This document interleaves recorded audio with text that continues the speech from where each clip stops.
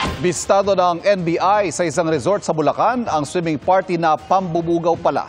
Nasagip ang 11 babae kabilang 3 menor de edad. Nakatutok si John Consulta. Aakalain mong simpleng swimming party lang ang nagaganap sa private resort na ito sa Marilao, Bulacan.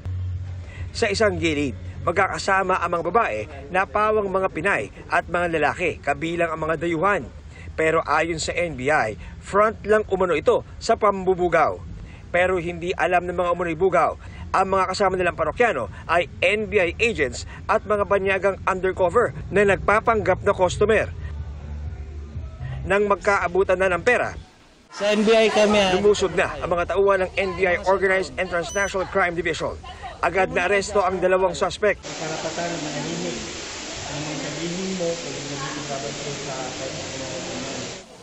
Nasagip sa operasyon ang 11 babae, kabilang ang 3 menor de edad na nasa custody na ng DSWD sa Marilao. Ayon sa NBI, ang entrapment ay kasunod ng sumbong ng isang NGO para masagip ang mga biktima na ibinubugaw sa halagang 3,000 hanggang 5,000 pesos.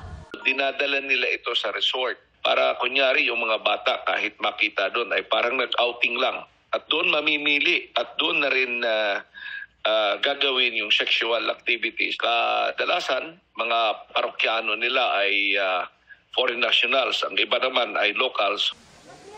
Bukod sa pambubugaw, inire-record pa raw ang mga pang-abuso at malaswang aktibidad para ikalat online.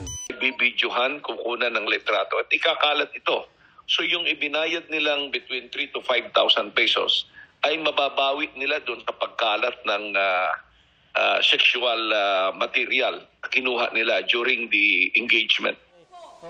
Naharap ang 2 suspect sa mga reklamong qualified human trafficking na walang piyansa at paglabag sa Cybercrime Prevention Act.